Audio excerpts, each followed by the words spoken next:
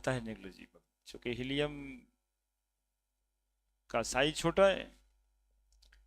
छोटा है, हीलियम का, हाइड्रोजन का, तो van der Waals force of attraction actually में साइज पे डिपेंड करता है। ज्यादा बड़ा मॉलिक्यूल है तो ज्यादा वैन डर वाल्स फोर्स लगता है, सबसे कम वैन डर वाल्स फोर्स कहाँ पे लग रहा है, तो हाइड्रोजन में, हीलियम में, सबसे कम हीलियम में। ठीक है, चूंकि एटम से साइज बहुत ही छोटा है, हाइड्रोजन तो गैस हो जाता है तो 2 एटम मिल जाता है ना। तो हाइड्रोजन हीलियम के केस में इंटरमोलिकुलर फोर्स बहुत ही कम है, तो वहां नेग्लेक्ट कर दिया जा सकता है। ठीक है, इस तरह से सोचना है, ये क्वेश्चन तुमको सोच पाएगा, है ना। Consider the intermolecular force between the gas is negligible, तब वैन डर वाल्स इक्वेशन क्या होगा। 4-5 साल का आईटी का पैटर्न देखना एकदम यही है। ठीक है, कभी कहता है कि volume of gas molecule consider negligible, तब van der Waals gas equation क्या होगा।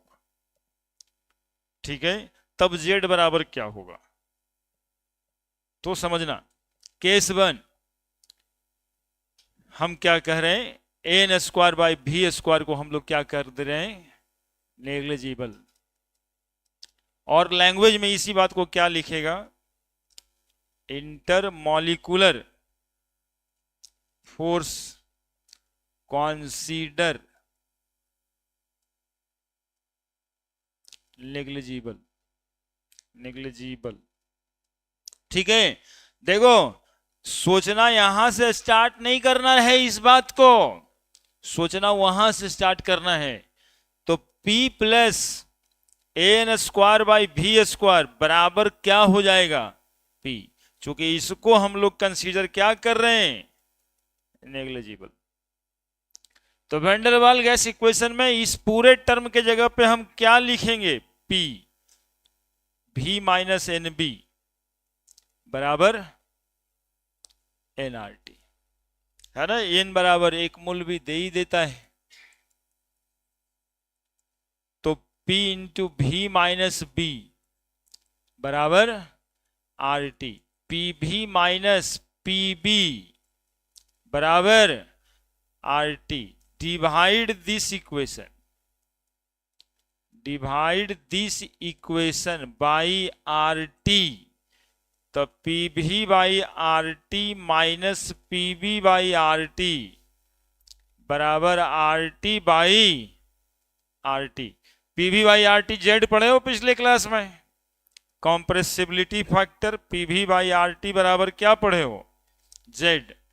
तो वो जेड लिख दे यहां पे, Z minus PB by RT बराबर RT से RT कट गया 1, बोलो ना, RT से RT कट गया 1, तो बताओ Z बराबर क्या आ रहा है, 1 प्लस PB बाई RT। ये है van der Waals gas equation, जब इंटरमॉलिक्यूलर फोर्स को नेग्लिजिबल कैसे। सच सच बताओ, प्रीवियस ईयर क्वेश्चन बैंक बनाए तो मिला था कि नहीं मिला था, इतना बार आजकल मिल रहा है कि मत पूछिए, यही मिल रहा है, उससे ज्यादा इंपॉर्टेंट हो गया ये सब सवाल। और यही सब में एडवांस तक में बातें हो जाती, जब बात कुछ नहीं था, बात केवल समझना था मैथमेटिकली, ये तो आप कर ही लोगे जहां पे हो, है ना। ऐसे ऐसे क्या रहता है कि ये इक्वेशन रट्टा यदि रहता है तो प्रॉब्लम है कि जेड कहाँ से लाएं इसमें, हम वैन डर वाल्स इक्वेशन में जेड है ही नहीं और ऑप्शन में जेड आ रहा है। उतना ही नहीं, सुनो एक बात और बताते हैं, इसमें जेड का वैल्यू ऑलवेज ग्रेटर देन क्या आएगा, क्योंकि 1 प्लस PV बाई RT, और जेड का वैल्यू ग्रेटर देन 1 आएगा, तो gas shows positive deviation from ideal gas equation. तो जब intermolecular force consider negligible, then gas shows positive deviation always. कितना सब क्वेश्चन है, खाली क्वेश्चन है सब। ऑलवेज क्या कंसीडर करना है, पॉजिटिव डेविएशन गैस शो करेगा। याद करो, पिछले दिन एक ग्राफ बनाए थे जिसमें हाइड्रोजन और हीलियम को ऊपरे ऊपरे लेके चले गए थे, नीचे गया ही नहीं था।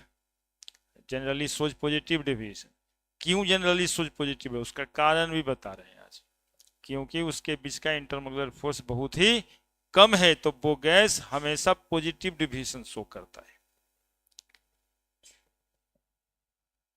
In this case, gas shows positive deviation. हम तो पढ़ाने के लिए कितना सब बात कर दी.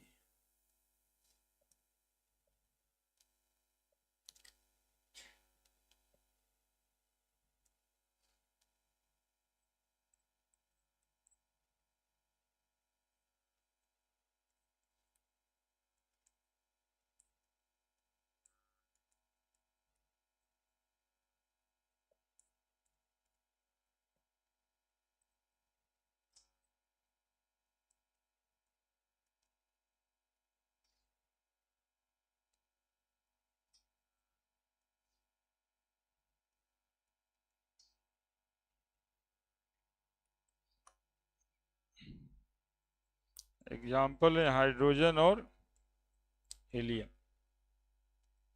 Note, hydrogen and helium gas has very less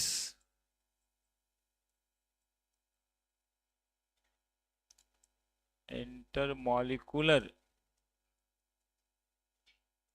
force.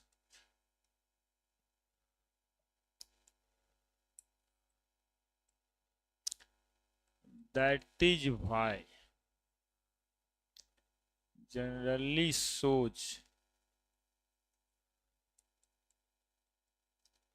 positive deviation from ideal gas